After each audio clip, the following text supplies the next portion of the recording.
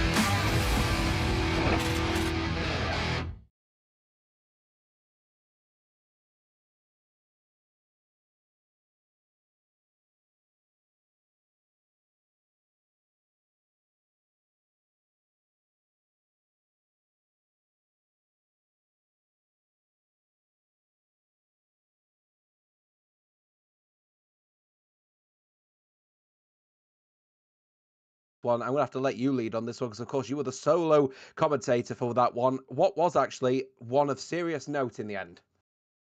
It was all about tyre wear, to be honest. Of course, Jonathan Spiteri leaning from the front, but of course went on to that second set of tyre and it completely dropped off for him. It ended up being Ayrton Birmingham taking his first win of the season, his second podium as well. So really intrigued to see how that went. It was also Denzel Adjias and Daniel Malia rounding out the podium in that one. So plenty to contend with here. We hit the halfway mark of the season. You go into the Red Bull Ring, completely different dynamic here, James.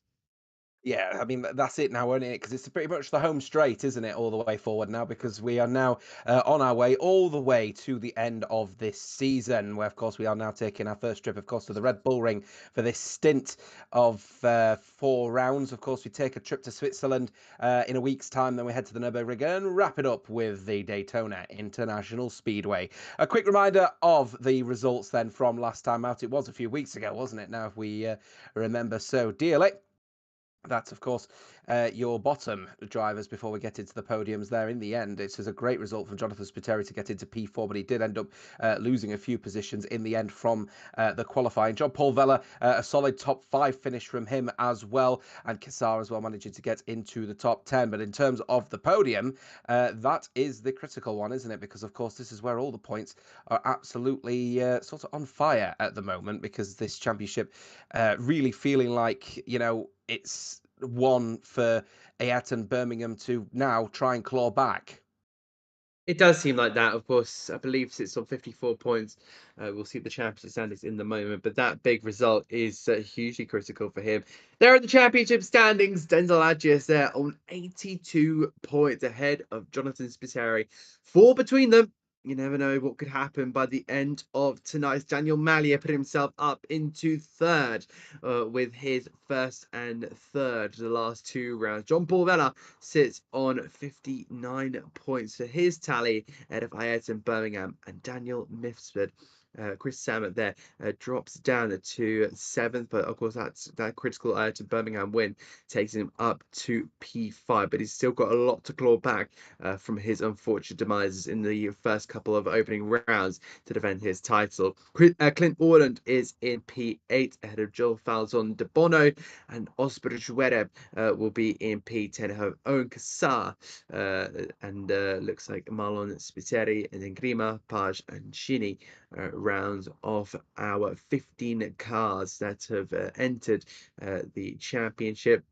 And of course, the Red Bull Ring. Let's go on to that, James, because of course there's, it's a completely different circuit to what we've been having, especially to Saint Croix. It's, a completely different beast. It's a wide open circuit, plenty of long straights, plenty of technical corners as well. So for sure, it's going to be something to keep an eye out for.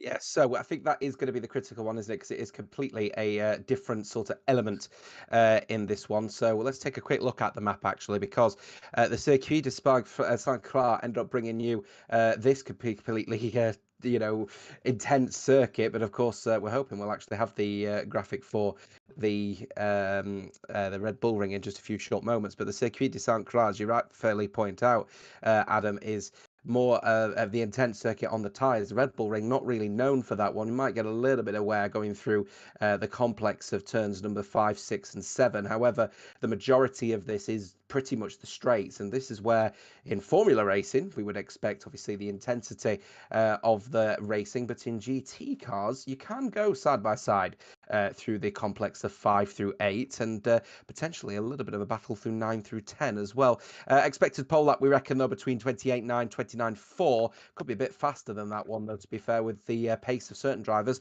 My question, though, for you, Adam, Ayrton Birmingham, obviously bouncing back after what was a pretty intense first few, but in the end, over everyone's eyes to get that race victory at the Circuit de Saint Croix. Can he replicate it at the Red Bull Ring? It will be a difficult feat, to be honest, James.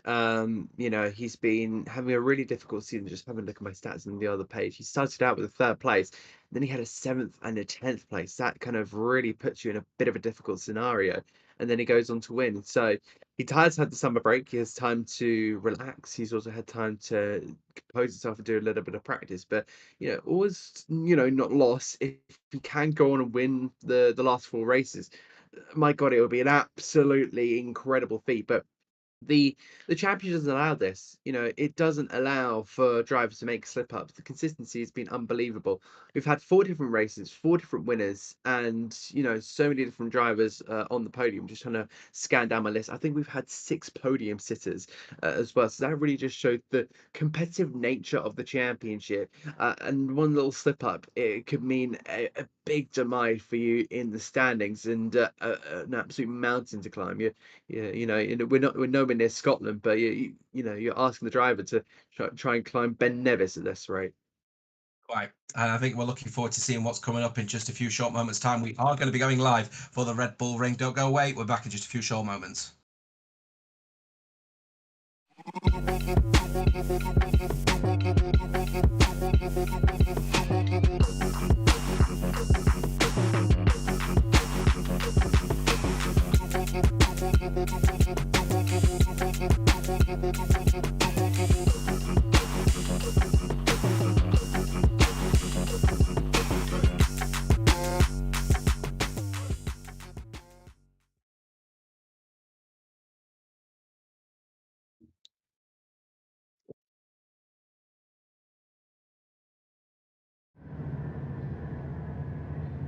Saint Croix was only just a few weeks ago. Feels like a few months ago, doesn't it now? But we are back for the Asphalt Kings as we arrive here now at the Red Bull Ring. Thank you very much for being alongside us with this one. It's your usual commentary pairing of James Otter, of course, alongside Adam Reed for what will be no doubt an intense race ahead of us. So, answers on a postcard, folks, of who you think your favourite is going to be for the fastest lap, the pole position lap of this one, and then, of course, heading through into the main race. Because the bottom line is that we all thought Ayrton Birmingham was sort of out for the count after a poor run of races, but he's suddenly welcoming himself back to the race-winning party. He is indeed, and I'll be incredibly surprised if we get another winner. We've had some superb runs of race wins, but qualifying is now about to get set and underway. 10 drivers will take to the field ahead of round 5. We have, of course, the eye camera of Christian Samarevsky get set onto this qualifying lap here. Of course, it will be an exploratory lap despite the practice that they've had, but we'll have to see if the kind of the grade changes, if it's going back to that kind of surface that it usually does go to. drivers do love to absolutely push the limits on like the centre where to go here. We now see Alonso Teddy who's putting in that beautiful red Mercedes AMG. That car should go well, but hasn't had the best run so far in this championship. It beat the first 2 rounds, got to 10th place in Suzuka, but that was about it. Hasn't been with us the last 2 rounds. Now, if we see everyone now on their outmarks about to get going for this one, of course, if you need a quick reminder of this particular championship run, the Asphalt Kings runs a 15-minute qualifying before we do the full 15-minute race. There is that one mandatory pit stop that, of course, we've done 2 different. I'm familiar with the tyres. It's very simple, soft, medium, hardwood. Because it will be it's also available if we do end up seeing the inclement weather, which we can see in the Styrian Mountains. It is possible for a little bit of clouds of rain potentially falling. So we're just following the man who finally managed to win a race this season in the Asphalt Kings, of course, at Birmingham. He's just getting a lovely tow actually from Chris Summers. He's just about to get started with his lap, going through into turn 1. Adam King catching you off guard here now, my friend. Here we go. Going on a little tour around this particular circuit, Mr. Reed. Indeed, he's just gone past Niki Lauda, of course, named after the 3-time Formula 1 world champion, as he heads now up towards turn number 2. Yep, that was turn 2, and then hard brake into his famous corner, in towards the hairpin section he goes, dropping all the way down to second, trying to get the best exit he can, getting his toe hit of Christian Sam. It's the beautiful BMW GT3. He now drops down into a Schlossstall and goes. Turn 4, you're braking just before the 100-meter board and getting the car rotated. And speaking of car rotation, this is where you want it the most. How much wind do you want on your car? How much do you want the car to be able to rotate through these corners? We'll have to see what it's like here for the first time with I entered Birmingham. A lot on these cars. He turns away through the first turn and on towards the second as he heads away through turn number 6 on towards 7 through 7 and 8 he goes. Now he's only got, I believe, 2 more corners remaining. Christian Sam still just ahead of him. And that's the game for Mercedes. So he turns away now towards 9, drops down to 3rd, back up into 4th to try and get the best traction he can in towards 10. It's a little bit robotic on this one, but of course that's the way that it is. So he likes to do, but there you go. Over the timing lead, it's a decent lap. It's a 1:29.539 here around the Red Bull Ring. That's looking pretty close to what we predicted. It was a 1:29.0 that we thought we would be able to get. It's scenario here. It's James, look at this. Yeah, he's got purple in that first sector, but he's got a little bit of a blockade actually. Chris Summer, who's, well, you can see the dirty air really not doing any favours off the back of the BMW. So he's managed to find though a 10th and a half on Jonathan Spiteri in P2, who's doing a decent job actually. Has the Maltese man. You've got a great performance actually coming in as well from Daniel. Of course, he managed to get P3 in the end. He's gone round. So we've got a spinner, and Chris Summer has gone round, so immediately showing he hasn't got the pace. He also hasn't got the comfort out there as well. No, he's still lacking a little bit in the traction in that Mercedes, but that will probably hold him back for the next couple of minutes. So that's going to be a real killer to the momentum, the stride there of Christian Sam. He's already put himself up into 4th. So if the session finished right now, he would be on the 2nd row of the grid, but of course that's not really where you want to be. You want to be aiming a little bit higher, but of course with Salmon, his best qualifying position was a pole position back at the motor park, I believe it was around 2. Yeah, over the timing line, a couple of drivers go. It looks like Ed Birmingham is still keeping with his good form. There seems to be a bit of a spring step of him so far, but I don't want to speak too much because we're only 5 minutes in the qualifying session and 5 minutes in post-summer break. Yeah, 10 minutes to go in this one. Plenty of opportunity for people to be doing the best that they can. Speaking of best, a personal best from Malia in P3. The one who managed to get P3 last time out at the Circuit de Saint-Croix, because, you know, again, he has been one to keep a very firm eye on, actually, has Daniel Malia in that Penske-inspired Nissan GTR. And keeping also a very firm eye as well in the race for anybody that ends up getting any tyres. time penalties, because this is one of very few tracks where I completely disagree with the location for where you need to take that penalty in, Arden, because you're doing it going through into turn number 9, and in that particular set of corners, this has gone purple, Malia, in the second sector. I'm not particularly happy that there's the marker there.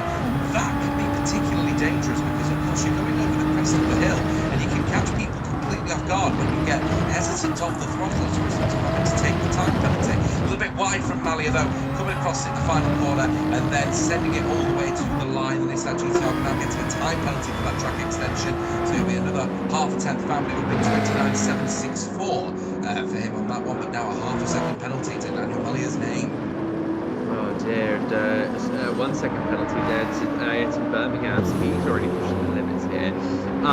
He would have had practice to try and regain himself, but of course when you do go into a race, you're not pushing at the 100% you usually are for qualifying, so there will be a bit of leeway at this moment in time. Look at that, 2/10 of a second by Edson Birmingham, and that is some decent sign, but remember that is all going to get washed away with his 1 second time penalty that he had. Jonathan Spiteri behind him will also be looking for improvements as well. Clint Orland there in the Lewis Hamilton inspired Porsche, of course the livery did Birmingham.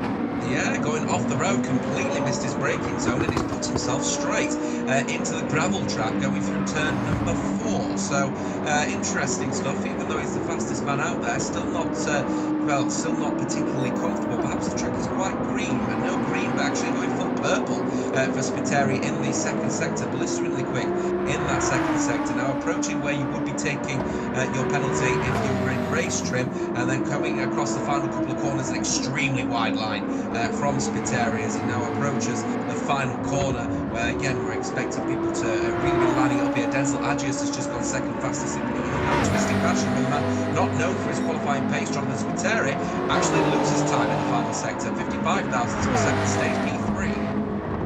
Indeed he does, and that really is a telling sign here with Denzel Agius going up to second. We do know that Denzel Agius is usually not that great in qualifying. Of course, he has been known to hold back. Stammer to the top, but that Mercedes who we saw spinning round earlier, he has gone to the top by 200th of a second, and he says to the rest of the field, beat that, and with just under 6 minutes remaining, that is a massive statement, huge statement, and he goes purple again. He's found the pace, hasn't he, now in that Mercedes? He's looking at a lot more confident with each passing corner as we're going on board now, following the 70 Mercedes now as he's approaching now actually what seems to be Aussie coming across the same corner as well at the end of turn number 4. Chuck the car in, a little bit of a lack of front end grip potentially going through 4, but seems to get the exit quite nicely, and then going through 5, then through 6. Again, a little bit of dirty air potentially off the back of Aussie, the man currently down in P9 at the moment. Clint Orland always also in the little mix as well. He's just tucked in behind, and look at that, another 0.2 of a second in that second sector. So everyone's finding plenty of time in the second sector. It seems to be turns 9 and 10 are turning out to be perhaps a little bit of a challenge for the drivers at the moment. There's plenty of people losing time through those couple of corners. A little bit wide from Christian Sammets. He's not going to gain a penalty there, I don't think. But here he comes then across the line. JP has gone fastest, but Chris Sammets surely going even faster. He hasn't. He's lost it in the final couple of corners. But there we go. Once again, dark times coming in thick and fat and leading the way. No surprises. John Paul Vella now putting a bit of pressure in his Marlboro McLaren. Big move there from John Paul Vella. My apologies on that one. Yeah, looking really, really strong as he sets out to go and try and take pole position. You're really not counting anyone here because you now got Jonathan Spiteri, who's in second in the championship standing, remember 4 points behind Denzel Agius. He is now on the third row of the grid, which is a massive surprise alongside Clint Orland, who is at 1 point sitting third. So it is all change, all about the session, and you never really want to count out anyone. Still, we have about 4 minutes and a couple minutes, 4 minutes to go. For sure, we are are looking at many drivers who are able to potentially put it on the pole position. It's just about who's able to get the tyre grip, the setup, and all of it to mix up a beautiful cake and put themselves onto that provisional pole position. Finding one thing a little bit peculiar is that that's Daniel Malia down in P7 has come into the pits. Spiteri doing similarly, so they've come on for a fresh set of soft tyres now for the end of this qualifying session. But leading so far, of course, therefore, John Paul Villa looking particularly strong around the Red Bull ring here tonight. This is the man that finished in P5 last time out in his McLaren 650 SGT3. As we've just watching the previous world champion, the previous Asphalt King, here at Birmingham, who one thing was for certain is that we thought that he would be within touching distance and potentially winning this title again. Not so well the first 4 rounds, but a great 4th round in the end. We'll be able to replicate that pace. Still another 2 tenths down. That final sector proving to be the biggest challenge for the drivers tonight. It seems to be, and I think it's because it's so on the limit. Out a Nicky Lauda curve there for Ayrton Birmingham, getting very snappy in his BMW. And of course, in the style of the AO racing car Roxy, the dinosaur. But yeah, even the car, not quite the livery, but the car itself is getting quite bitey, it seems like. But yeah, speaking about those last couple of corners there, James, yeah, you're so on the limit, your car is so focused kind of on that on these main straights, or maybe in the cornering sections as Birmingham is about to go through now, that you kind of forget about the last couple of corners. He's so on the limit with these big cars. You're really just trying to fire just right on the limits, you say, of the white line, the track limits as well, and just the extra bit in the car to try and work their way through. 700 up here by Ayrton Birmingham. This is going to be a big lap period.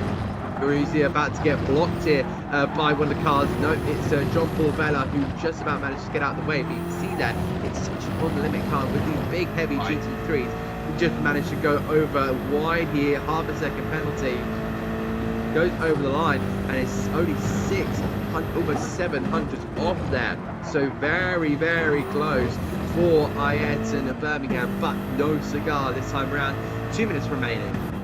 Yes, no surprises once again. That last couple of corners proving to be the biggest challenge. One corner that's also a bit of a challenge is turn 1 as well. I'm seeing a lot of people getting a little bit of a tag slapper coming out of that corner. Of course, rear-wheel drive cars for the majority of the GT3. So the expectation is that you know, there may be a little bit of tag slappering going around corners where, of course, you're a little bit off camera. And that is exactly what turn 1, as well as this corner, is here. Turn number 3, where people may end up losing the rear, but Chris Sammer actually a guilty party. Someone that actually lost it a little bit earlier and later on in turn number 4. It's this corner here. Now he's only 21 thousandths down on John Paul Vella, so he's still breathing down the neck of the man currently on pole position, but plenty of opportunity to have another go of this particular qualifying session. Straight after this one, he could have another go if he has enough fuel and if the tyres will go the distance.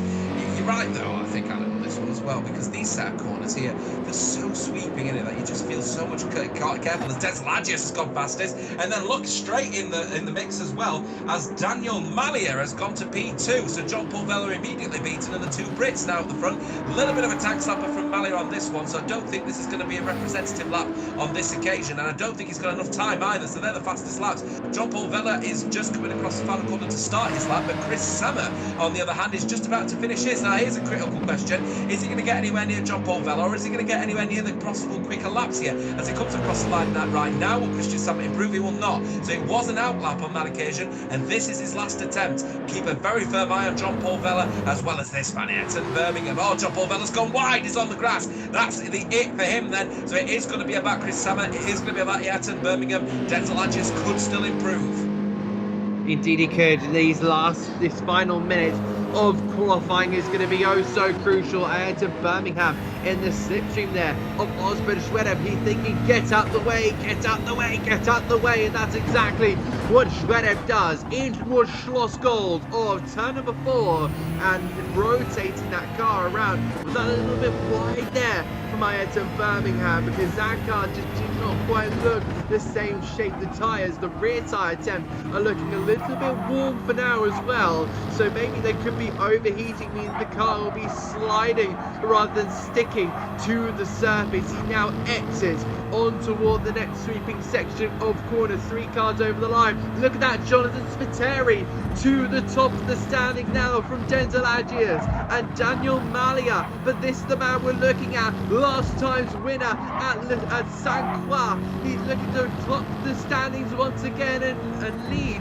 from where he previously was over the time. Amazing! A provisional pole position for Ayrton Birmingham, but Christian Sam is going to try and spoil the party into 29.7, 2/10 off.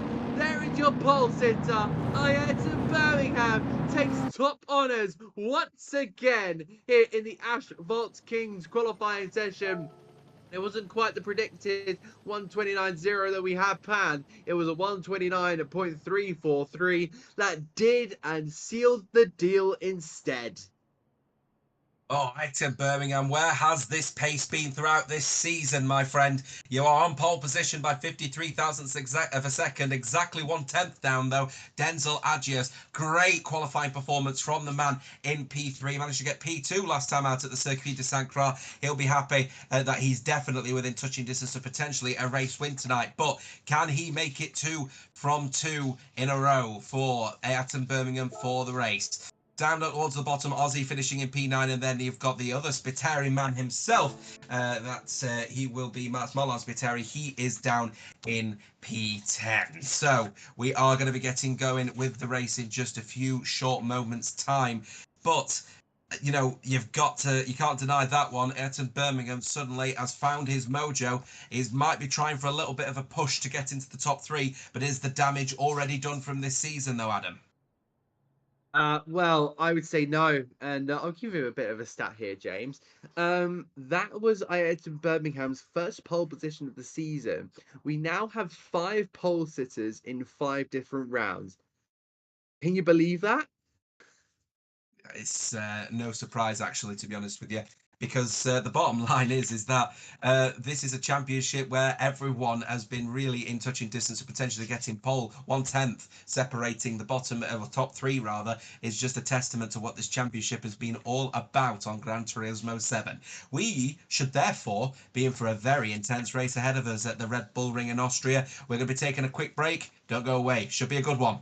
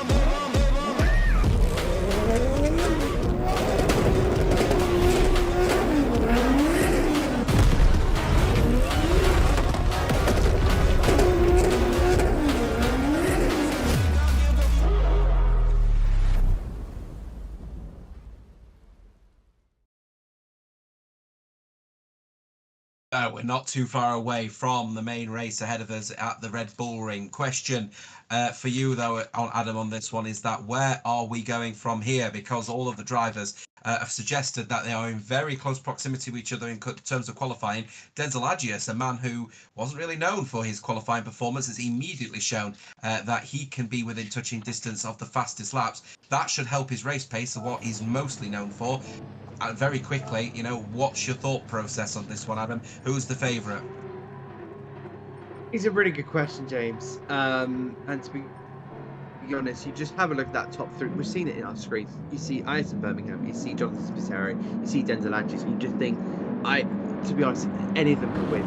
It'll be all down to strategy, all down to consistency. But James, I'll lead you to take up to green.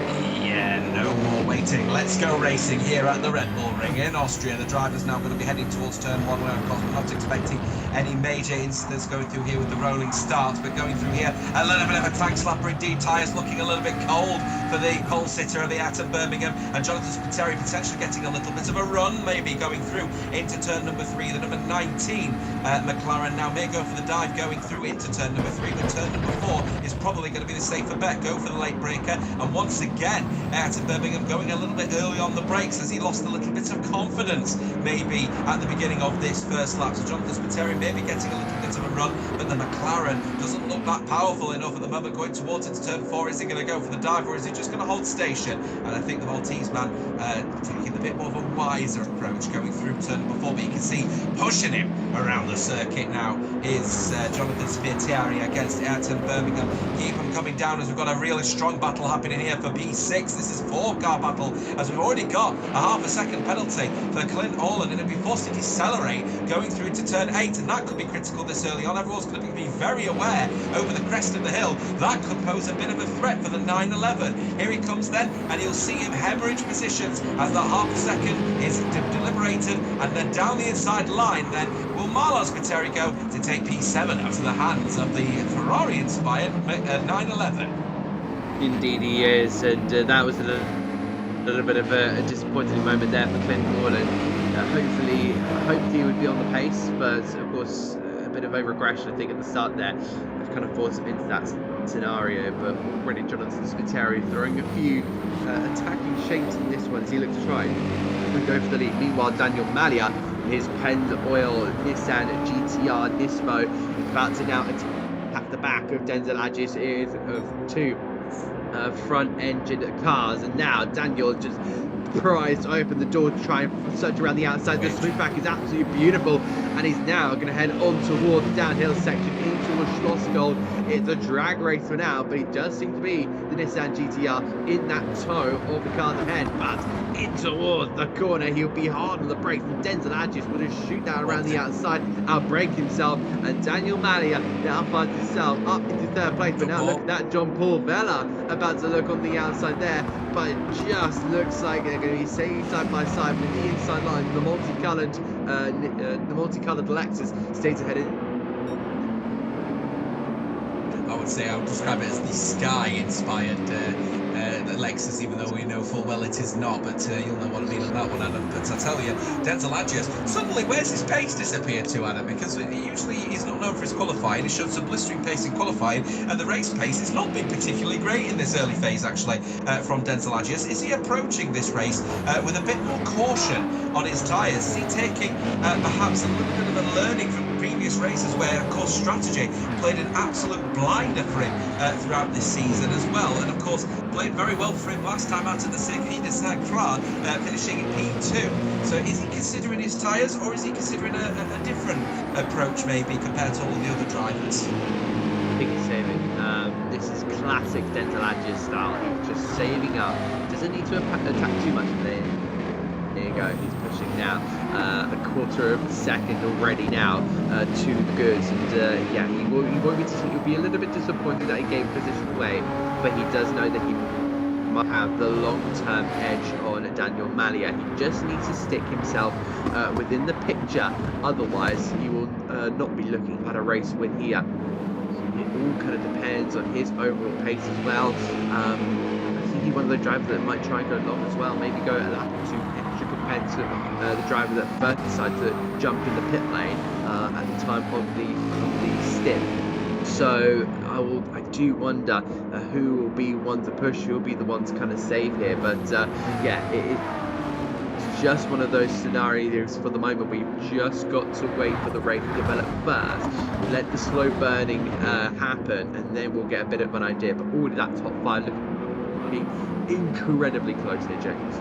Yes, potentially. I'm also keeping a very firm eye as well on Ayrton Birmingham at the front now, because one thing is for certain is that he's actually found a little bit of his mojo now in this race, finding a little bit more comfort out there. But while this is all happening, he did have the fastest lap of this race, but that's immediately been replaced by the man down in P6, Christian Sammer, now leading with the fastest lap. So he's now just building his own pace. He's got a little bit of clean air behind him, as Marlon Spiteri is now guilty of a 0.5 second penalty, as it looks like Clint Orland wants to get the move done, potentially going into turn number 3. We've gone down to P8. I'm hoping we can see Clint Orland battling with Marlon Spiteri here. They go side by side. It may have been a little... Has he lost enough time actually here that Marlon Spiteri could actually get away with that half a second penalty? I wonder. We will certainly see. As you can see, the gap is starting to form actually between P6 and P7, so that half a second penalty is not going to help him, especially now as he's fallen over 1 second behind. Marlon Spiteri gets a little bit of oversteer. He might lose the position anyway, but a really horrible moment from the man in the Mercedes AMG, and not finding any comfort whatsoever is Marlon Spiteri. Now he has to serve that half a second penalty, and watch Clint Orland fly as he approaches the next penalty line, which is of course just straight after turn number 8 into turn number 9. We're on board with Clint Orland. We can see now half a second penalty served onto the brakes. Will he get close enough? Will he get close enough? He gets closer. He goes for the dive anyway. Does Clint Orland? Down towards turn number 9, and that move is done. It was a little bit of a late breaker, and it's certainly caught Spiteri napping. He's out of shape as well, and also just down on the inside as well. I know I'm messing up my words here, but just having a look at that battle, Orland was like, I have to get through on this one. Spiteri tried to shut the door, but it was too late. Orland was already there, and by the time he'd gone through, Marlon Spiteri was pretty much pushing him through, unsetting his own car, and then he just had to settle in behind. But now you're starting to see here, if you just saw that split second, Denzel Adjus is losing a tad bit of time compared to that top 3, and you just see that gap opening up here. There's view of it here with the top 3 absolutely chasing each other like fish chasing trying to chase the fish food. Sure, Daniel Malley is looking at this thinking, wow, do I want to go through here, or do I want to be preserving my tyres? But you just see some of the tyre life for all these drivers. Some of them have been, let's just say the majority have been just saving up that little bit. They haven't been pushing the entire way, but if they start battling here, and Denster's been holding his anchors down this whole entire time, well, he'll be very much on the prowl here. Top 4 are being reported are all on medium compound tyres, and Daniel Malley looking for the gap in, saying in the Pennzoil Nissan to Jonathan Spiteri, I am here, so if you make a mess up here, my friend, I am going to overtake you. When you're not going to play a part either in this race, maybe only down these 2 straight, and also that back straight as well. That's a big old off there for Daniel Malley, out braking himself. He's going to allow Denzel Adjus to go through. Doesn't want to get a penalty either, and he will be handing, albeit sorry, that's John Paul Vella with half a second. Disaster for Malia. Actually a big disaster from Malia there. Unfortunately, that half a second penalty for John Paul Vella means it's not going to be close, but here it comes very close as well, as Chris Sammer gets the move done as well, as Daniel Malia is losing positions hand over fist, and Clint Orland now also with a half a second penalty, so he'll at least gain 1 position back off of the back of Clint Orland's penalty, but he's also still trying to battle hard, and he goes for the late breaker going through into turn 4, does the Ferrari inspired 911, and the move is done and dusted. But of course, with the half a second penalty, the position's only going to be gained back, and Malia is now going to be looking, where can I find all of this pace that I've suddenly lost, because he's not looking confident now out there, suddenly out of nowhere in that Nissan GTR Nismo. Here he comes then around the final corner. You can see final corner rather before you get to the penalty line. Here comes Clint Orland's half a second penalty. Here we're going to see a move potentially for Chris Sammer, diving to the inside line. No surprises here. Is it going to be a double overtake, I wonder? Oh, it's very close close indeed. A 1 second penalty as well for Marlon Spiteri just behind. But side by side they'll go. Clint Orland managed to hold on to the position actually, and they're getting really up close and personal here. This is only a battle for P6 at the moment, P5 as well actually for that matter. Going through into turn number 1, Chris Summer may go for the dive against Malia. Malia though electing just to hold the racing line and take the position, no issue at all. Marlon Spiteri, that 1 second penalty. Chris Summer goes a little bit wide though with the loss of the rear end, so Marlon Spiteri will take the position now. But remember that 1 second penalty is going to cost him dearly. Daniel Malia's got a little bit of breathing room now, but he's got to chase down Clint Orland. Indeed he does, and Orland moves up into 5th place. That is a big change around from where he first was at only a couple of laps ago. And now John Paul Vella is going to be under a lot of pressure from that Porsche 911. He's going to now look to the right hand side. Late dive bomb there from Orland, gets it stopped as well. Brilliant move there from the Maltese man. Oh, the Ferrari's all out of shape there, but the McLaren just was not able to get past. The Ferrari ball still stands strong, and they head their way in toward the sweeping section as well. And Spiteri forcing out Daniel Malia as well before he has to now go and serve a 1 second penalty.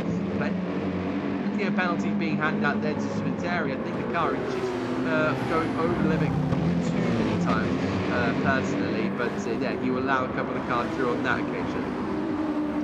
Right, Malia now back up to P6 in that battle. John Paul Vella in P5. Clint Orland is actually having a really good stint at the moment, but I am noticing his tyres are actually wearing a little bit thin in comparison to those around him. Another fastest lap from Clint Orland. A different strategy perhaps being called now from the man in the, again, Ferrari livery-inspired Porsche 911.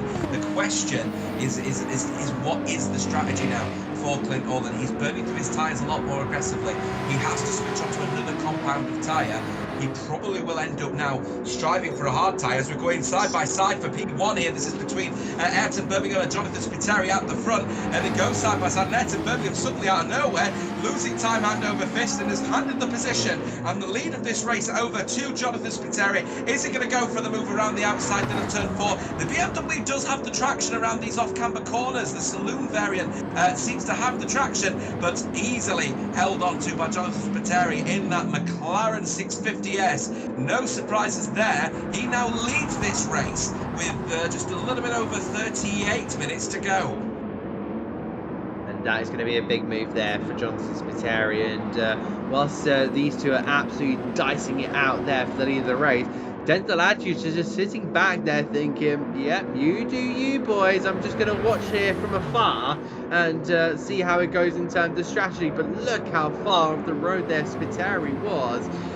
Just because just over that white line there, he goes over it again, but yeah, they're just playing on the limit there. They're on the tightrope here. Defensive from Spiteri. Will he attack it towards Nicky Lauda curve? He will do so, but pushes the McLaren a little bit. Oh, you're starting to get a little bit rough here, boys, and this is where it starts to get a little bit dicey. Half a second penalty for Jonathan Spiteri, and that is going to be a big game changer. This in Birmingham will be looking at that thinking, well, I've done my bit, I'll put him under pressure. And Spiteri will be thinking, what on earth is this? Half a second of my time, I don't deserve this. But these drivers are actually feisty, my word, the rear end, trying to walk away from that McLaren and just was able to be stuck there with Spiteri foot on his pedals and down in toward the right hander here. Well, this is starting to get heat up to the maximum. Clint Orland there with the soft compound tyre. He's getting on these top two as well. Don't count him out just yet, James. Yes, so that would explain the big pace differential actually at the moment. Clint Orland is pushing Denzel Adjus around this corner. I'm going to argue here that was a bit of a punt to pass scenario there for Ayrton Birmingham, who now has handed a half a second penalty to Jonathan Spiteri for just hitting him a little bit on the back end. Now half a second penalty being served. Jonathan Spiteri will lose that time down the mid straight, and Ayrton Birmingham will now retake the lead of this race. But no doubt Spiteri will be wanting that position back, and you can see going through turn 3, losing the rear. That is clear frustration from the man now in P2, because of course he feels it's a bit underhanded that he's lost that position. Clint Orland now going side by side with Denzel Adjus. Soft tyres, remember, versus Denzel Adjus' mediums, but no move going into that corner. Unlike Malia though, who gets the move done on John Paul Vella. Better exit from John Paul Vella though, so that could be an opportunity back into turn 3. Clint Ullen not able to make any position gains on these soft tyres as they start to really wear thin. So it is, of course, a completely different strategy. Should be a set of mediums to the end of this race, considering how little these medium tyres seem to be burning around here. But the tyre strategy and the tyre degradation around this is not really known for this particular circuit. Here's Spiteri then. Is he going to go for the move into turn 4? Is he going to hold station? He is getting closer and closer to Ayrton Birmingham, but no move to be had just yet. Spiteri will now just continue to work on the back there of Ayrton Birmingham. It depends on the patience that Spiteri has, I think, because of course as a racing driver, there's sometimes where you just want to where you just desperately want to get through. But there's some smart drivers out there in this situation that will take their time. As Clint Orland now looks on the inside here of Denzel Adjias, gives him a little bit of a hip and shoulder there, and sends Alexis there to almost go gravel trapping there, and just manages to get ahead of Alexis. The Porsche is on an absolute run here. Now I wonder here, James, look at the tyres already. He's absolutely burnt through them. But at this rate, does he just go and try and burn a little bit more, get into the lead, and then drop himself into the pit lane and put on a fresh set of hard compound tyres? Well, Clint Orland had the pace. He should definitely go and try and do so, especially with these guys, A, battling, and B, trying to save some tyres as well. Hazard warning lights on Denzel Adjias' car flashing as he's just turned them off there in that particular one. Then going through into turn number 3, they'll go side by side, heading down towards the corner around the outside. Adjias will have to go. The Lexus has not got the grip off camber in comparison to the 911, but a better exit from Adjias as a result of going on that wider line means that he could definitely put the pressure on the soft tyre runner in front of him.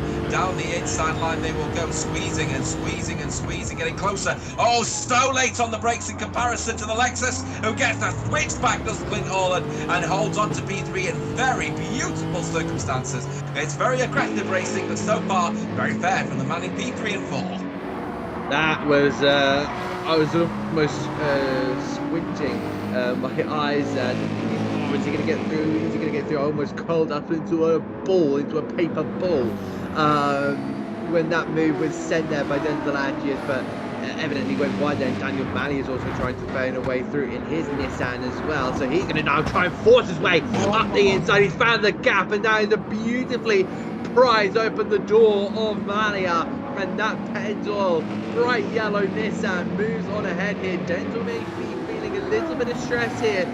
I don't think he should let it get to him. That's going to be the pressure for him at the moment. Just don't let the stress get to you. Yes, you've been overtaken twice. However, there is still some potential overtaking opportunities here. It is the long race here, Dan, so you don't need to be forcing these moves already. Just keeping the consistency, because there is a huge opportunity, I think, of Denzel Adjias winning this race. In toward the first sector we go, and he's just going to stay right behind him. But look at John Paul Bella. He is absolutely smelling the fumes of Denzel Adjias' Lexus. Well, this is the critical thing now, isn't it? Now, Clint Orland, another half a second penalty, could invite Malia back into the mix. Denzel Adjias, we know that his particular race strategy is all surrounding around looking after his tyres, but the gap is only around about 3.5 seconds between him and the lead of this race, so he's got to be careful not to get drawn into the fact that he's down in P5. So, slow down warning now begins. Going through turn number 6, through turn 7, and then turn 8, and of course at the end of turn 8 that will be where the slowdown begins. Now I think he's just going to get away without any issues from Malia in front of it, behind him rather, but of course that is not going to help his case in the battle with the likes of Jonathan Spiteri, who is still battling with Ayrton Birmingham at the moment. Indeed, and it does seem like, have a look at the weather, because that has gone from a light to fog here. Fog has descended on the Red Bull Ring in Austria, and my word, that's going to be a big advantage for the soft compound tyres. We'll get on to that in just the moment. We can look at Jonathan Spiteri. He's all over the pole sitter Ayrton Birmingham, and we now see on the silver, black and orange McLaren head up the hill towards Ramus corner at turn number 3, hard on the brakes, so not over the move. But yes, as I was saying, that means the soft tyre, the colder temperatures of the circuit won't burn as easy. Imagine because of course we know the soft tyres are exactly what they say on the tin. They're soft tyres. They burn easy, but they are quick. And the hotter the temperature of the surface and the track temperature, the quicker they'll burn through. So if it's pretty cold, they won't burn as easy. But in towards the left-hander, Spiteri still having a look there by Ayrton Birmingham, and this is where the game really changes. The track will change as well, and this is where the drivers will have to adapt here. They'll have to adapt to whatever's going on around them, and this is the make or break moment as a sim racer. Yeah, the low-lying clouds of the Styrian Mountains beginning to become a real prevalent feature of this race, with 25 minutes to go, rather 30 minutes to go, sorry, in this race. So we start now the 14th lap of this race. Jonathan Spiteri still putting Ayrton Birmingham in under a little bit of pressure. Bit of tag slapper and a bit wide from Spiteri. Could be under trouble with the in-game stewards, as is Denzel Agius now with that half a second penalty. Uncharacteristic of the man usually looking after his tyres. His tyres starting to burn a little bit now on the front, with the rears looking fairly calm, again suggesting not keen to put the power down in that Lexus. A man that has actually got plenty of experience of over 12,000 kilometres in that car. But John Paul Vella is smelling blood in his Marlboro McLaren 650S. He knows that position is almost certainly going to be his, as long as he just sticks to the back bumper of the Lexus. We're also waiting for the domino effect pit stops here. It is very much a game of don't blink, don't blink, I'd say. In the pit stop turns, we'll discuss that a little bit more once we get past this slow down penalty for Denzel Agius. He'll head round the next corner onto the left-hander, on toward the right. He'll try and just close it off as much as he possibly can, but then he'll hit that slow down. He'll stay in front of John Paul Vella, but John Paul Vella will now just move ahead of the Lexus, and now it looks like the fog has gone away from the circuit, because that is a very, very bright screen, and the sun has re-emerged from the clouds as well. But yeah, as I was saying, it's kind of a blink first game here. Who is willing to shoot that gun and trigger the domino effect? But look at this, James. This is unbelievable stuff. 4 cars in the battle for the lead, and half a second going to Ayrton Birmingham. Be a bit of karma potentially would be what Jonathan Spiteri will be saying. Clint Orland will just watch this battle here. He doesn't need to battle too hard. A little bit of a bump up the rear from Ayrton Birmingham from Clint Orland. And while this is happening, Malia is just very carefully coming up to the rear of the three of them here, and a little bit of a cut straight to the inside line from Spiteri. He wants to have that inside line, and he will lose the couple of positions. Will Ayrton Birmingham? He bumps him again up the rear. Does Ayrton Birmingham against Jonathan Spiteri? Only this time no issues whatsoever in terms of penalties actually being given. Clint Orland on these soft tyres will be looking to get this move done as quickly as he possibly can. Degradation now starting to become fairly prominent, a little bit around 50% now on those soft tyres, whilst everyone else is able to just manage the medium tyres at around 25% degradation. Slowing down right now for Ayrton Birmingham, and Malia immediately making the best of that one, and the man leading this race for a good chunk of this race is now off of the podium as it stands. Indeed, and that's going to be a big moment in this race. This might be the game changer, because a lot of the drivers are putting that car on the limit, and some are falling foul of the penalties being given out. Yes, some of them are only half a second, but look at the damage that's been done, and oh no, another half a second there to Ayrton Birmingham. It is all falling apart for last time's race winner. We thought he had the mental reset, but obviously that's not gone his way. And look at Daniel Malley now. He's searching for that gap here. I wonder if he's just going to stick himself in behind. No, Orland does go defensive. Ayrton Birmingham, I think, it just smacked his way through as well. And yet he has. Oh, that is not the most ideal way. That's kind of super touring era style racing, that one. And yeah, it may be fun, but yeah, this doesn't really have a place in GT3 racing. That is just straight tip and shoulder and a shove to the side of Daniel Malley. He has let go of the Pennzoil Nissan. The BMW is very much absolutely fired up, and not in the best way sometimes.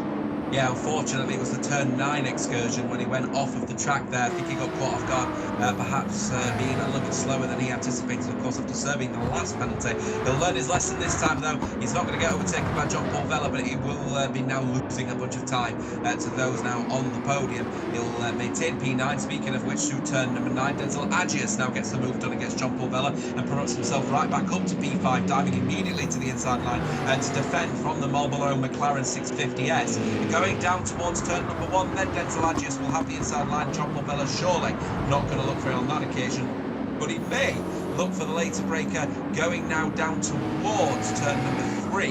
The question is he going to have the toe? Is he going to have the pace in that McLaren? He's certainly looking like he's going to. Is he going to go for the dive potentially into turn 3? He's going to have to go around the outside, and he's certainly going side by side with the Lexus, and then going around there, switch back potentially looking for turn number 4. Denzel Agius has that one completely covered. Fabulous stuff from the man driving in the Lexus. Jonathan Spiteri then leading this race from Clint Orland, who is of course on those soft tyres. They are now going to start feeling a little bit rough, but with now a half a second penalty for the man leading this race, and another half a second penalty for Clint Orland.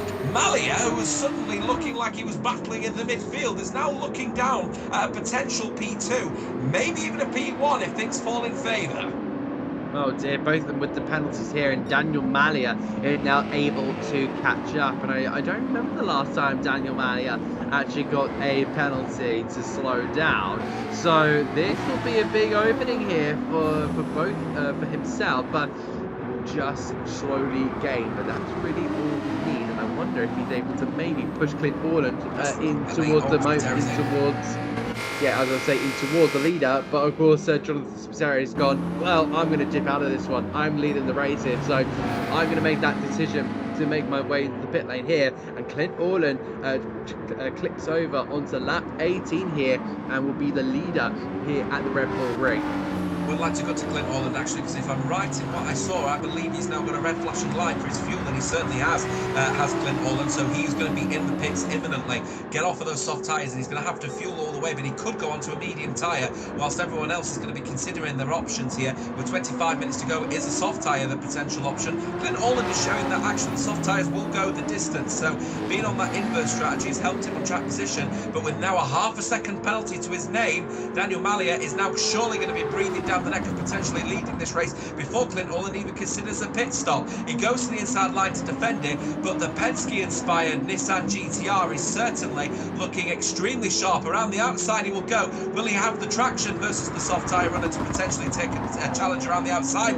Rhea stepping out big time for the Ferrari-inspired 911. Around the outside then, this will be one hell of a move. And remember, Ayrton Birmingham is also breathing down the neck of all of them. And remember, he has been known for giving them a little bit of a bump up the bum, has Ayrton Birmingham in this race. And there goes Clint Orland's penalty, straight down to P3. No doubt going to be diving into the pit lane, surely to get now off of these soft tyres and a fresh bit of fuel. There goes Clint Orland. Malia leads this race from Ayrton Birmingham, from Denzel Agius, who is also in the pit lane.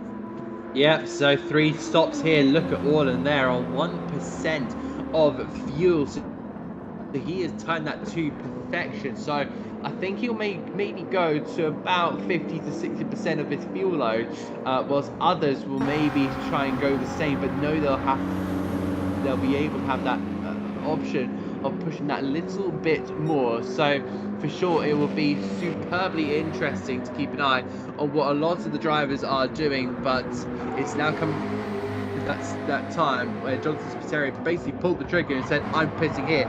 He'll come around that last corner and we'll get an idea now of where he stands. Of course, we don't get the same animations there of the driver in terms of their whereabouts, but it looks like now Denzel Agius in the pits as well, Orland in the pits, and he will emerge. Jonathan Spiteri in the lead of this race, but Denzel Agius, my word, what an undercut! Fabulous undercut from Denzel Agius, who now has managed to get a real jump on the likes of John Paul Vella and Clint Orland, and that is all because of the tyre saving. But it might not have even necessarily been tyre saving, it might have been fuel. Yeah, sorry, I just wanted to also mention Denzel Agius has gone soft Denzel Agius has gone onto the softs for the last, what's that going to be, 22 minutes? And remember that'll be fine. how much Orland struggled in the latter stages of those tyres. Birmingham is into the pits now, so he will look to go to the soft tyres as well. And it looks like he's going to be on that 7% amount of fuel here. So he will be also looking to build that up to about 50%. So James, this is getting absolutely tantalising into the last couple of moments. Yeah, the soft tyre might be the little bit of a risky tyre towards the end of this one. So what skill do you need in that scenario? Well, being a tyre whisperer usually is the better approach of that one. And Denzel Agius is certainly a man this season has been able to show that. And of course, with the little bit of an approach that he's taken on that first stint, not using as much fuel and managing it, he's been able to take his second pit stop and not be in the pits as long as everyone else, because of course he had more fuel in the car. So being in the pit stop for a lot less time as a result when the fuel gets filled out. Ayrton Birmingham then now pit out as he's approaching now the pit exit. Where is he going to come out in respect of Denzel Agius? Behind him by a country mile as well, by the looks of things. In fact, no, it's not a country mile. It's only around about around about half a second actually to Denzel Agius. But remember, Denzel Agius now has got warm tyres, whereas Ayrton Birmingham has to try and warm them up a little bit here. So actually, advantage surely falling in line of the man now in P3. Here comes Daniel Malia. Then he needed to come in. His fuel is well, the engine's running on fumes at the moment. I'm not sure what it's running on, but as he comes into the pit lane with 3% fuel, dives into the pit lane, fresh set of tyres are waiting for him. Jonathan Spiteri will therefore take the lead of this race when he comes across the line, unless Malia's had an absolute cracker of overcut. To be perfectly honest with you, I mean, he hasn't really looked after his tyres, so this will be a big shocker. But surely Jonathan Spiteri has this one. Denzel Agius will be now hyper-focused on Malia's pit stop. He hasn't even started refueling yet. We'll know when he starts refueling when that ticker right there is starting to go up. Around about 74-ish sort of percent is what we would expect. Surely Malia is going to go for chucking the car through the right-hander. We'll see what Malia gets to. Then Jonathan Spiteri is now just approaching turn number 1, so that will surely be an overcut, no issue, an undercut rather, no issue. Denzel Agius, on the other hand, is just right there. He's now leaving 67% with his fuel, so a little bit of a risk from Malia, but he thinks he can take it to the end. Denzel Agius, though, no issues whatsoever. He goes side by side. The gap is going to be about 3/4 of a second, but remember, he's on the warmer tyre, so then Denzel Agius will know he needs to get this one done. It's going to be fairly critical, or he's going to lose position to Jonathan Spiteri, lose time to Jonathan Spiteri. It's a late breaker going into the next corner. Maybe a little bang, a little bit of trading pain potentially between the Lexus and the Nissan, but they'll go side by side going towards turn number 4, and Lexus is still looking for the gap down the inside line. Denzel Agius hoping to get the move done, no issue whatsoever, going through into the next corner, goes for the late breaker, but Malia goes even later on the brakes, and there you've got, remember, Ayrton Birmingham breathing down the necks of the pair of them. Indeed as well, so of course that's going to be a 3-car battle attacker for Jonathan Spiteri.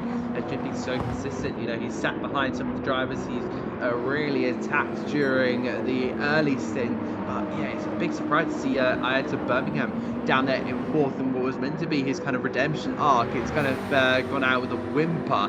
To put himself now in that 4th place spot. It's now just about keeping yourself on the island, because look at that, the gap now to about 3 seconds to the leader, and that is not the best signs whatsoever. I wonder if there is a way these drivers can maybe work together, you know, little battling to push each other on toward the rear of Jonathan Spiteri, and kind of make this a 1-car fight for the lead to a 4-car fight for the lead.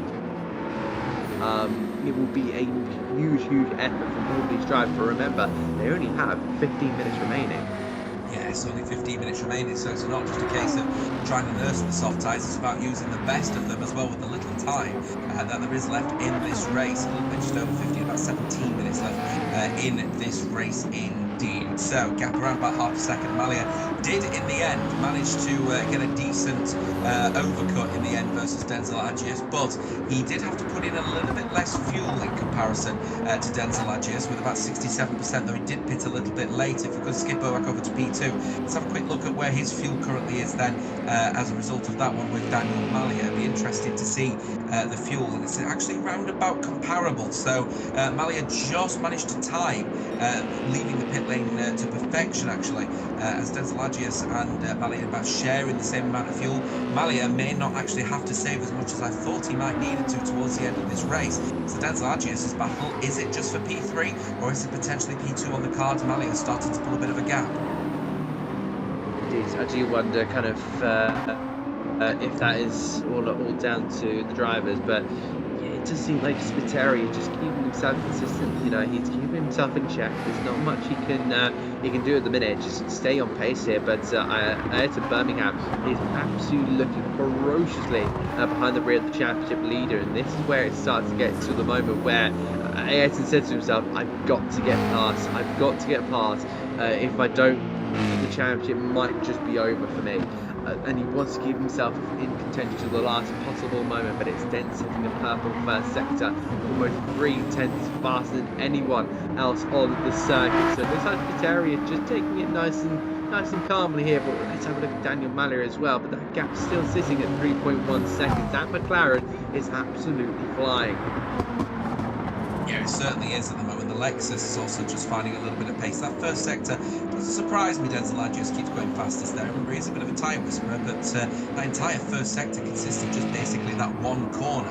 So there's no surprises that Agius is finding the pace, but around the rest of this one, it might not go purple here, but he certainly will be finding the pace. One thing a person has got purple, actually, is Daniel Malia. He is pushing now in that Nissan GTR.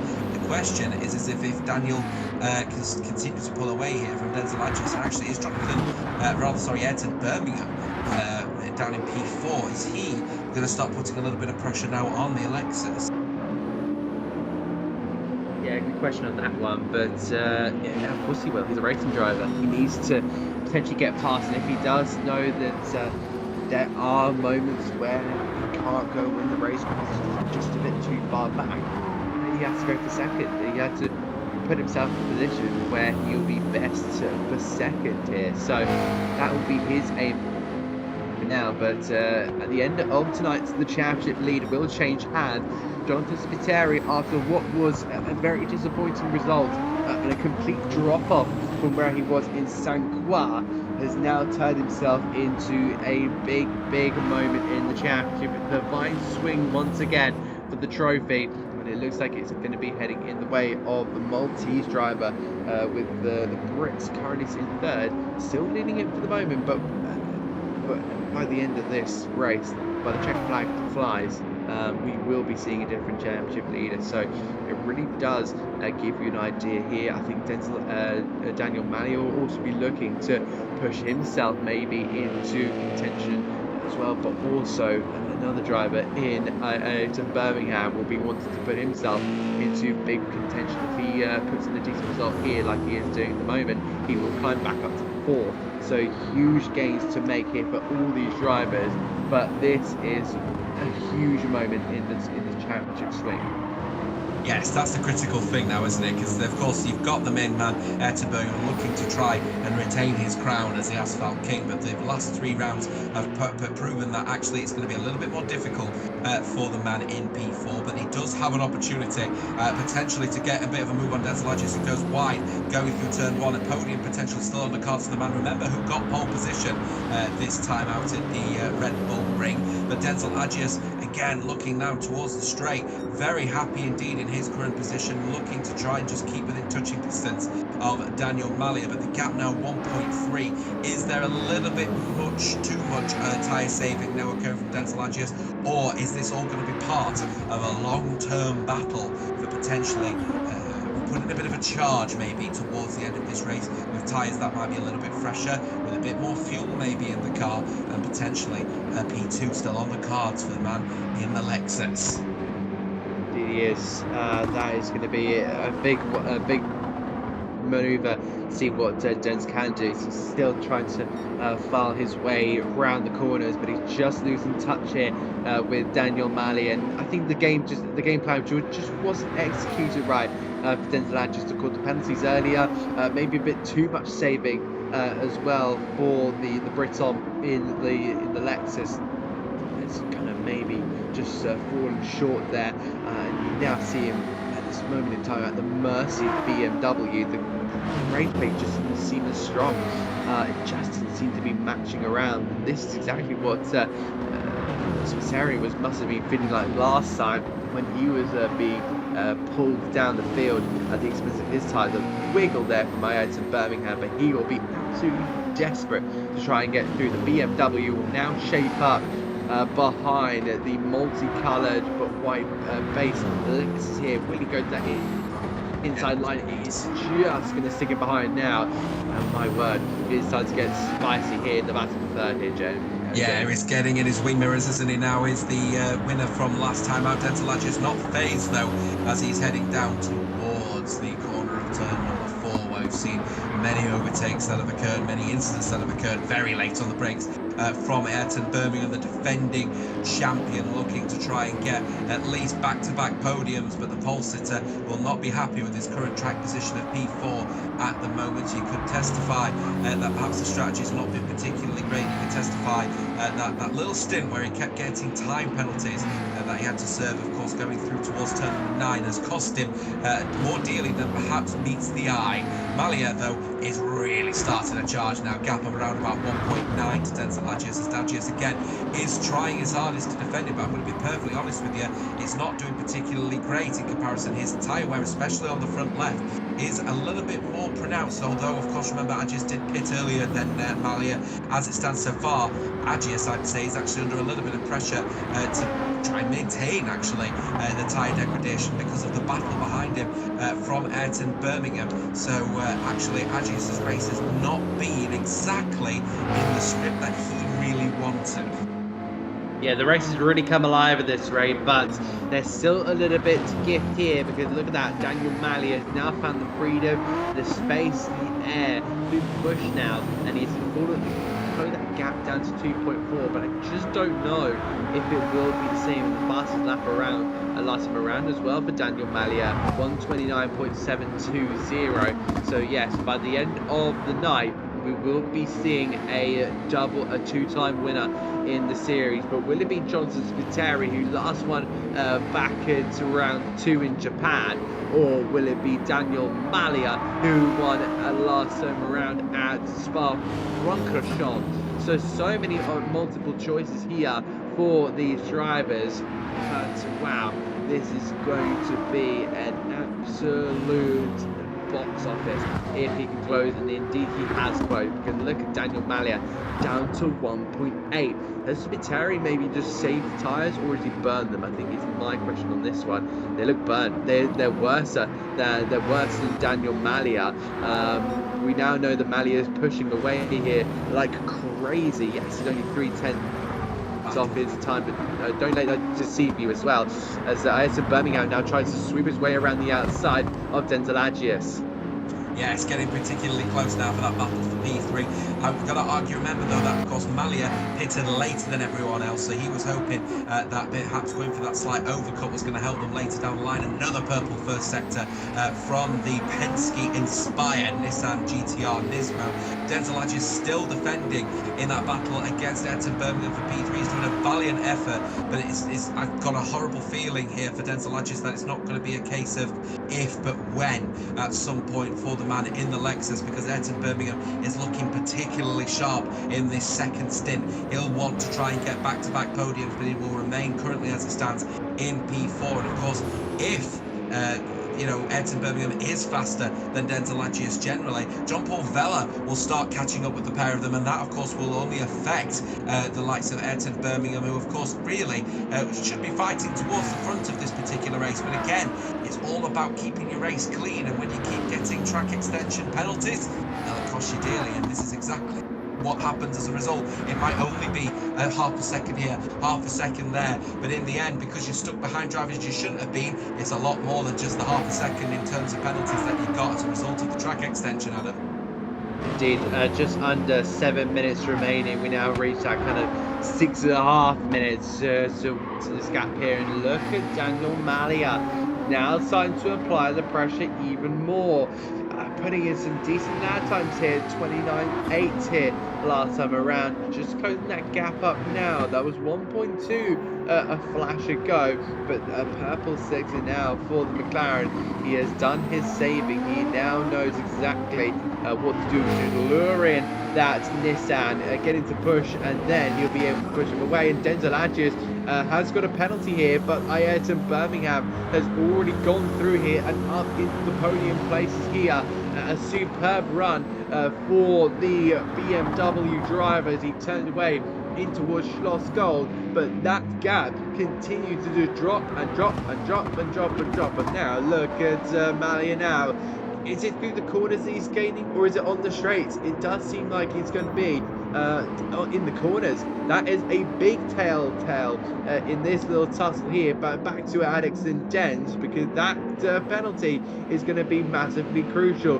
Will John Paul Vella get involved with that half-second penalty? I don't think so. It's a little bit too far back for the McLaren driver. Yeah, a little bit too far back for John Paul Vella in this one, so we will keep an eye out now on that battle with Denzel Adjus, whose race has not been particularly the clean, hasn't it, to be honest with you. I think it's just the look of the draw. Things have not been particularly potent for the man in P4. Daniel Malia, though, remember, he wants to try and get a double podium himself. He got P3 last time out at the Circuit de Saint-Fra, but the question is he going to be able to convert another podium straight to a race victory? Well, he is getting closer and closer to Jonathan Spiteri, going through into turn number 3 much later on the brakes as well from the Brit. This race certainly not over. 4.5 minutes to go, and surely the advantage falls in the man not in P1 but the man in P2. Indeed as well. So really intrigued to see how this is all going to pan out as well, because as I said, Daniel Malia does seem to be quicker in the corners. Just saw that go up to 0.8 of a second. Just keep an eye on it, keep an eye on it. 0.7 of a second. It's now starting to go down to right within 7.0, then goes back up in the braking zone, but then in toward the corners. We're just seeing that that Nissan push more and more and more, but you're now seeing it down to half a second exactly now, and then back onto the straight. It's still gaining, so I wonder if Spiteri just not working with the soft tyres. I think that's exactly kind of the reasoning. He's just not getting along with them, and this move is going to be absolutely a slam dunk potentially onto Osclamus. Yeah, they've also got one other factor of this situation is they're weaving side by side, try and break the toes, but be careful not to get potentially penalised by the stewards for excessive weaving on circuit. Jonathan Spiteri is looking to try and take, remember, the full 26 points that you get from the race win here tonight. 21 if you get second, 17 third, and 14 for fourth. So it's going to be fairly critical that the front four really consider their long-term visions in this one, because of course straight after this one there were only 3 rounds left in this Asphalt Kings Championship. Malia getting closer as well, now gap around about half a second between him and the McLaren 650S GT3 of Jonathan Spiteri. Now of course Jonathan has to manage his tyres a little bit more than Malia does, but Malia is now directly in the dirty air of the McLaren in front. If he pushes too hard, he's going to find himself around about the same percentage wear in comparison to the man in front of him. So actually this is a bit of a critical situation here for Jonathan Spiteri. If he keeps putting the pressure on Daniel Malia behind him to try and, stick in front, try and make the move here and there, he's only going to burn out his tyres faster than Spiteri is. So this is a fairly critical part of this race, with only 2.5 minutes to go as well. Daniel's got to get this done as quickly as he possibly can to try and maximise the advantage of the soft tyre. Does indeed, and just trying to maximise everything he's got here with 2 minutes and 15 seconds remaining, and that clock will just tick down and down and down, and Daniel Malia is kind of using that as his countdown to, oh my word, yeah, he's using that countdown to before he has to get that overtake done. But get out of Nicky Lauda curve. It just wasn't quite on towards Ramus, that front engine BMW. Sorry, not BMW, I believe it's the Nissan. Yes, thank you very much, director, for that one. It's just trying to gain here once again, but it's just not quite working in his favour. Spiteri is going to be feeling the pressure, but down in towards Schlossgold of turn number 4. Again, still not able to go for that move, but where does he do it? I think turn 9. Yeah, Malia happy to go for the later apex as well, which suggests that he's got confidence in the front end grip, that he can go for the wider line, knowing that he'll be able to get on the power a lot earlier.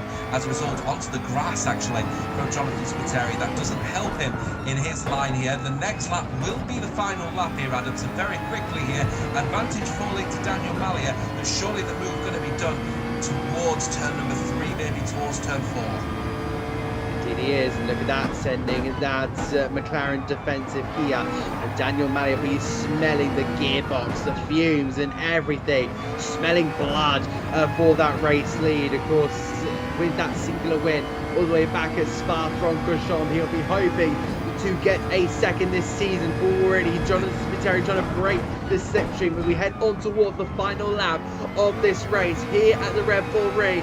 The cars in swing through the Nicky Lauda curve and on towards turn number 3 here up the hill. Still nothing here for Daniel Malia. He's still just not quite close enough. And up toward the top of the hill, he'll early break here, and Malia will be sent to outside line. Perfect, here he comes. Now, here we go, down in toward the hill, towards the right-hander of Schlossgold. He's going to start weaving, trying to break the toe. Is Daniel Malia within striking range to get that McLaren? It's going to be a late lunge here, but doesn't quite go for it. Sends Spiteri defensive now, but the tyres will be screaming for help here, and they're already now down to 50%. Look at the front left there for Daniel Malia. It's already in tatters here for the tyres, but Spiteri just hanging on by a shoestring in toward the left-hander, trying to carry whatever speed he possibly can. Will he go for a hip and shoulder? Look how close he is in towards turn number 9. So Spiteri trying to take the inside line here. Malia sent towards the outside line. It's going to be a big brave move here. Spiteri will just hang on here, and the run to the line. They've made contact, and Malia has done it, or has he? No, Spiteri's got it going across the chicken line! My word!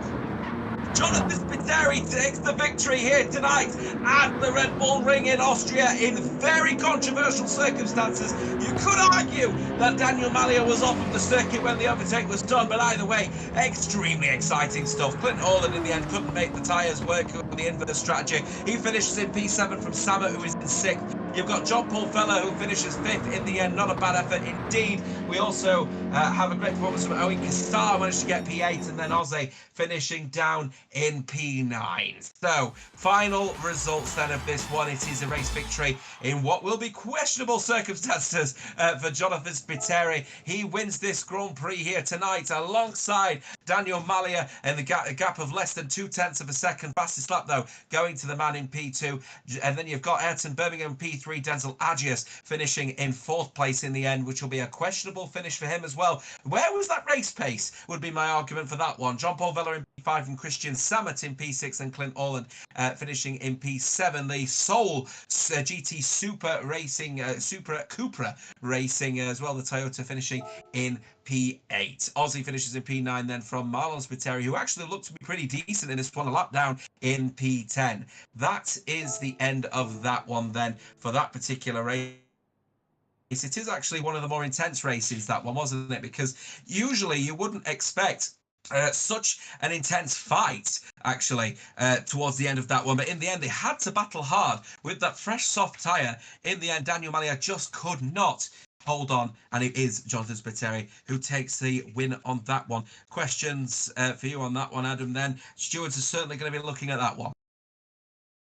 Indeed, I don't think that will go unnoticed. It was some very, very rough defending. I think what they're going to be looking at there is the steering trace of Jonathan Spiteri, because it just seemed like he tried to almost sideswipe the Nissan. or is it yeah, the Nissan. And I think in towards number 10. I don't know if the car was out of shape, but it just seemed like he completely missed the apex, just lean on that Nissan. So if the stewards do decide that maybe he was causing an avoidable accident, there will definitely be a penalization there for Jonathan Spiteri, and he will lose that victory. So I have just put in my little spreadsheet over there. I have put that P1 there for Jonathan Spiteri, but there will be a huge asterisk with that one as well. So this might be one to investigate and change before we get to Deep Forest this time next week in 7 days' time. Yeah, fabulous stuff indeed for that one. I think it was one of those races, I think, that are going to be documented as potentially the one that we start to see what is going to be a really intense battle now towards the end of this race, because of course we only have the 3 rounds left in this season. We take a trip over to Switzerland in a week's time, over to the Deep Forest Raceway on the 4th of September. The circuit actually got fairly similar traits to that of the Kyoto Driving Park over on the 24th of July. Round number 2 seems like an age ago, that one, doesn't it?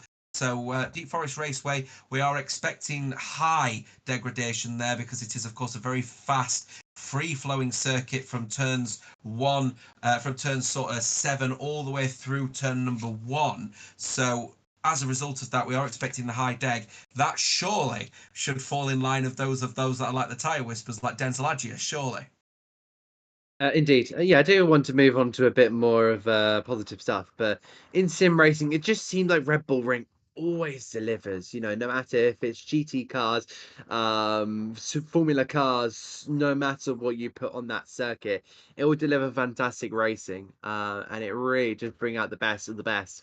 Going into Deep Forest Raceway, I think a lot of the drivers will be looking at that thinking, well, this is going to be kind of the last opportunity to really put myself in the ring as a drivers' champion here. But I think that one, we're seeing the kind of make or break moments, the rounds where, if you get a good result, you're in the hat, you're in the magic hat. If you drop points like Denzel Agius did tonight, there's a huge risk, despite him going into tonight as the championship leader. There was a huge risk with that 14 points that he gathered. He has indeed lost 12 to Spiteri, so I assume he'll be about 10 points behind by the time I calculate these up. But these were the standings coming into the championship. Denzel Agius there, 82 points. Spiteri there in second. Your winner for tonight, but with the asterisk next to his name, Malia, will definitely now move into a stage where he may be past Agius, but I don't think just yet. I think he has put that name close as well. Ayrton Birmingham has put himself as well into 4th place ahead of John Paul Bella, and then you can see the rest of the field. But James, I don't know about you, but we are very much closing in on these last 3 rounds. Of course, we've got 2 legs remaining in Europe, and then we'll head over to the States at Daytona. How are you kind of feeling about these last 3 rounds? There's so much up at stake, so many incredible drivers, so many close margins as well. Kind of trying to give us, the viewers and myself, kind of the overview of your thoughts.